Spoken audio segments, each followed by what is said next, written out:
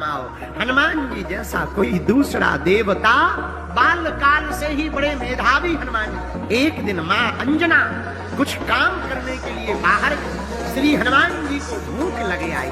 माँ ने कहा, बेटा मैं अभी तुम्हारे लिए लाल लाल फल लेकर आती हूँ। फलना में पड़े हुए हनुमान जी को भूख बड़ी जोर से लगी। पवन पुत्र होने के कारण सुबह से प्रातः काल उगते हुए सूर्य को लाल लाल देखकर हनुमान जी ने उन्हीं को फल समझ करके एक छलांग मारकर गगन में पहुंचकर सूर्य देव को ही ब्रेकफास्ट में खा लिया। जब ब्रेकफास्ट में पा लिया तो चारों तरफ अंधेरा ही अंधेरा मच गया। बड़ी मशक्कत से प्रार्थना की गई कि ये फल नहीं है, दिस इज नॉट फ्रूट, ये तो लाइट वाले सन है, सूर्य भगवान है, इनको छोड़ो। बड़ी मुश्किल से हनुमान जी ने छोड़ा और आपको सुनकर आनंद आएगा। सूर्य भगवान पहले बहुत देर तक लाल रहते थे, जब से हमारे सरकार ने पाया है उस दिन के बाद में ये थोड़ी देर लाल रहते और झट से पीले हो जाते। क्यों?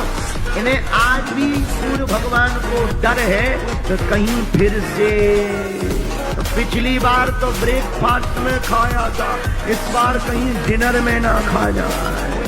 भैया इस कथा का अर्थ क्या हुआ? सूर्य को खाने का मतलब, सूर्य का नाम भास्कर, भास्कर ज्ञान की भूमिका है। बाल्य काल से ही जिस बालक बालिका को ज्ञान ग्रहण करने की भूख लगी होती है वही हनुमान जी जैसा महान होता है। यह सूर्य को खाने की लीला का, सूर्य को खाने का मतलब ये नहीं है कि तुम लोग कहो कि हनुमान जी ने सूर्य खाया था तो हम अंगारा खाएंगे, मुंह जल जाएगा, पानी नहीं पीते बनेगा, हटरी के बरी।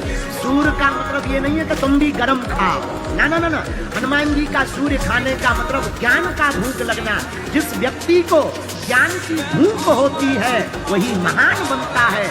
एक बात और, रील पे पाया जाने वाला ज्ञान कभी नहीं टिकता है। आजकल के बच्चे और बच्चियां रील पे ज्ञान पा, आजकल मोबाइल पे कुछ दिन तो मोटिवेशनल स्पीच सुनते हैं तो 2-4 दिन तो ऐसा जोश रहता है कि बिल्कुल धरती फाड़ देंगे, आकाश कुचल देंगे, हाथी को मार देंगे, और 4-5 दिन में ऐसा जोश ठंडा हो जाता है कि जैसे ठंडियों में बर्फ ठंडी हो जाती है। बोलो जय सिया राम।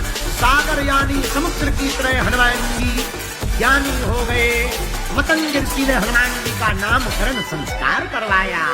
मतंग मुनि ने नाम रखा हनुमान। हनुमान का मतलब क्या?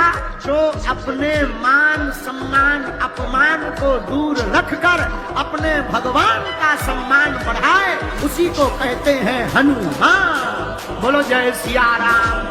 आगे देवता प्रसन्न भये।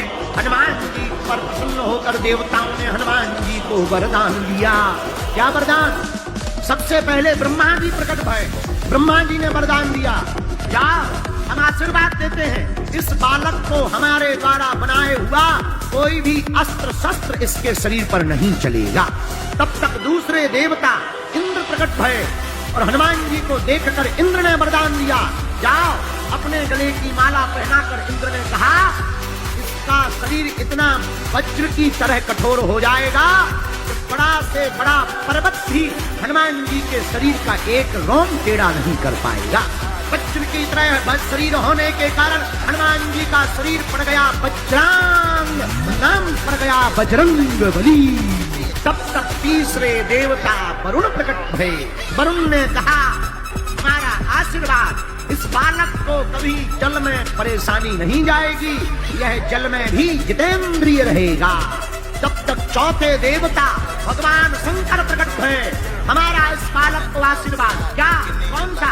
वैसे तो ये हमारा ही रूप है, लेकिन इस बालक को आशीर्वाद यह है, यह सदा जीवंत रहेगा, यह कभी मरेगा नहीं, कभी बूढ़ा नहीं होगा भैया। यह बालक सदा हमारे अस्त्र शस्त्रों से सुरक्षित रहेगा, अवध होगा, इसका कोई वध नहीं कर पाएगा। और हनुमान जी का वध क्यों नहीं कोई कर सकता? क्योंकि जिनका मालक अवध वाला हो उसका वध कौन कर सकता है? तब तक पांचवें देवता अग्निदेव प्रकट भये।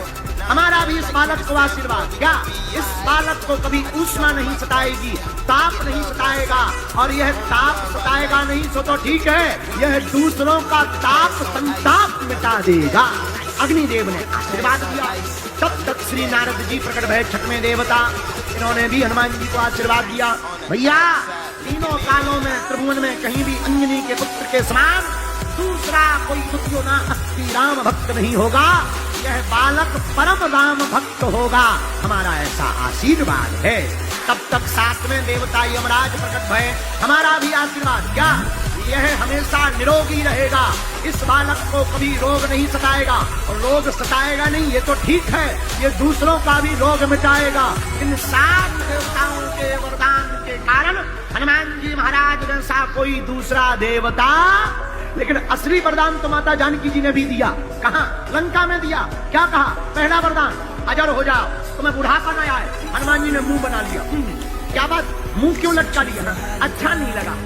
अच्छा, छोटा वरदान दे दिया। दूसरा वरदान लो, अमर अमर हो जाओ। हनुमान जी ने फिर मुंह लटका लिया। क्या बात, अच्छा वरदान नहीं लगा? हनुमान जी बोले आनंद नहीं आया, चलो तीसरा ले लो। हनुमान जी ने फिर मुंह लटका लिया। क्या बात, अब तो तीन तीन वरदान दे दिए, अभी तुम्हें अच्छा नहीं लगा? नहीं माता, अच्छा नहीं लगा। तो क्या बात है, क्या चाहते हो? हनुमान जी बोले जो हम चाहते वही दीजिए। क्या चाहते? तुम जानो, आप माँ हो, हम बेटा हैं, बेटा की भावनाओं को तो माँ जानती है, इसलिए आप जानो।